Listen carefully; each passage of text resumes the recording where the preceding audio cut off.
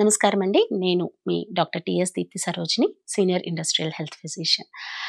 ఈరోజు మనం డిస్కస్ చేసుకోబోయే టాపిక్ పీరియడ్స్‌లో ఉండేటప్పుడు ఫిమేల్స్‌కి పెయిన్ ఎందుకొస్తుంది?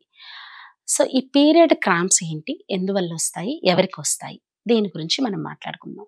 ఎందుకంటే వర్క్ ప్లేస్‌లో ఇవాళ మనము డైవర్సిటీ అనేది చాలా ఎక్కువ చూస్తూ ఉంటున్నాం అనమాట. ఈక్విటీ అండ్ డైవర్సిటీ కాన్సెప్ట్‌లో ఫిమేల్స్ అన్ని రంగాల్లోనూ ముందుకు వెళ్తున్నారు. సో, అలా ఉద్యోగపరంగా ఉండే వాళ్ళకి ఈ పీరియడ్స్ క్రాంప్స్ వల్ల చాలా పెయిన్ ఉండటము, దానివల్ల వాళ్ళ రోజు డిస్టర్బ్ అవ్వటం లాంటివి జరుగుతూ ఉంటాయి. సో, ఇలా ఎందుకొస్తుంది?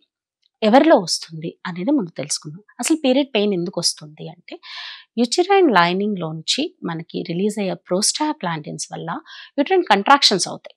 సో, ఆ కంట్రాక్షన్స్ వల్ల మనకి పెయిన్ వస్తుంది. అసలు ఈ ప్రోస్టాగ్లాండిన్స్ ఎందుకు రిలీజ్ అవుతాయి? ఏంటి అంటే, సో, రకరకాల రీజన్స్ ఉంటాయి. కొంతమందికి ఏంటంటే ఇట్స్ జెనెటిక్ థింగ్ ఉంటుంది. కొంతమందికి ఫైబ్రాయిడ్స్ లాంటివి ఉండటము, లేకపోతే ఎండోమెట్రియాసిస్ లాంటి డిసీజెస్ ఏమన్నా ఉండటము, క్రానిక్ పెల్విక్ ఇన్‌ఫ్లమేటరీ డిసీజ్ లాంటిది ఏదన్నా ఉండటము, సర్విసైటిస్ లాంటివి ఏమన్నా ప్రాబ్లమ్స్ ఉండటం, ఇలాంటివి ఉన్నా కూడా మనకి ఈ క్రాంప్స్ అనేది ఎక్కువగా ఉండే అవకాశం ఉంటుంది. ఎందుకు అంటే ఎప్పుడు ఇవి క్రాంప్స్ ఉంటాయి, పెయిన్ ఉంటుంది. ఏం చేయాలి? ఎలా చేయాలి? సో, బేసిక్ మెడికేషన్ తీసుకోవచ్చండి. లైక్ మెఫ్నిమిక్ యాసిడ్ తీసుకోవచ్చు.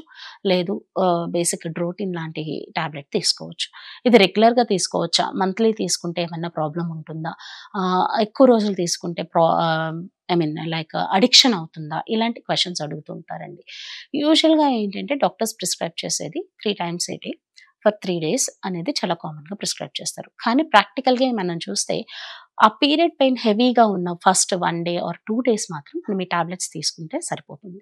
అండ్ ఇది అలవాటయిపోతుందా అంటే ఇదేం అలవాటయ్యేలాగా ఏమి ఉండదు. అలవాటనేది ఏ రోజు ఒక్కరోజు కూడా బ్రేక్ లేకుండా కంటిన్యూయస్‌గా తీసుకుంటుంటే కొంత మెడికేషన్ అనేది అలవాటవుతుంది. కానీ మంత్లీ వన్స్ మాత్రమే వాడతాం కాబట్టి ఈ టాబ్లెట్స్ వల్ల పెద్దగా మనకి ప్రాబ్లమ్ ఉండదు. కాకపోతే దృష్టి పెట్టాల్సిన విషయం ఏంటంటే ఆ పర్టిక్యులర్ టాబ్లెట్స్‌కి మనకేమన్నా అలర్జీస్ ఉన్నాయా?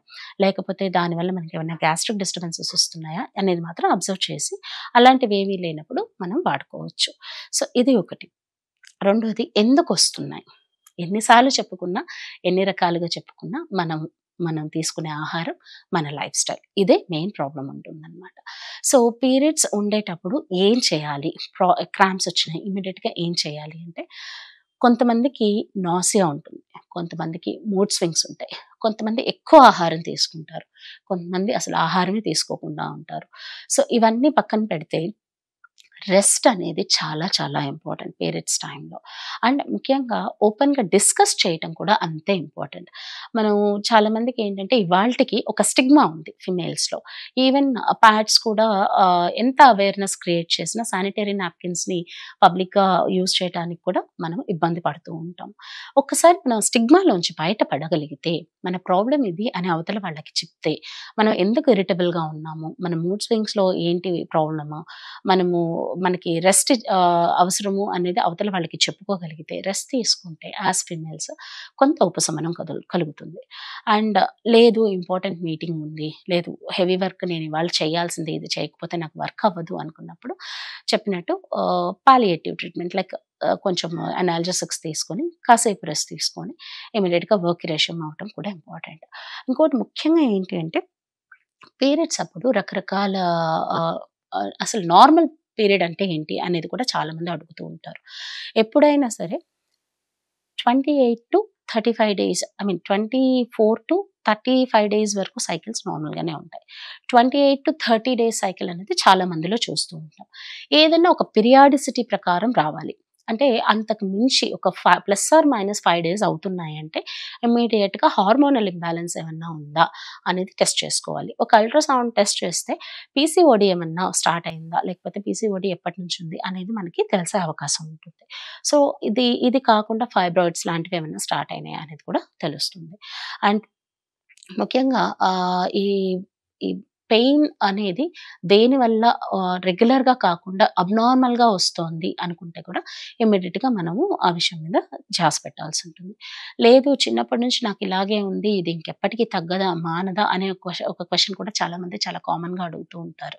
సో, దానికి యాక్చువల్ ఆన్సర్ చెప్పడం కష్టం అండి. మెయిన్ ఏంటి అంటే కొంతమందికి ఆ పీరియడ్ ప్రాబ్లమ్ అనేది ఒక టెండెన్సీలా ఉంటుంది. కొంతమందికి అసలు ఎటువంటి ప్రాబ్లమ్ అసలు ఎటువంటి పెయిన్ లేకుండా ఉంటుంది.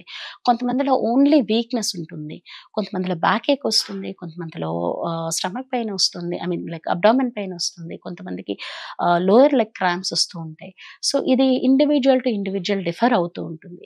ఇవన్నీ వస్తాయని చెప్తున్నారు. మరి మాకెలా తెలుస్తుందంటే ఒక అవగాహన ఉంటే మీకు ఈ ప్రాబ్లమ్ ఇది మీ ప్రాబ్లమ్ మాత్రమే కాదు. ఇది ఒక్కొక్కళ్ళలో ఒక్కో రకంగా ఉంటుంది అని తెలిస్తే దానికి మనము మైండ్ ప్రిపేర్ చేసుకోగలిగినా కూడా కొంతవరకు ఉపశమనం కలుగుతుంది. అందుకనే మనం ఇంత డీటెయిల్‌గా దీన్ని డిస్కస్ చేస్తున్నాం అనమాట.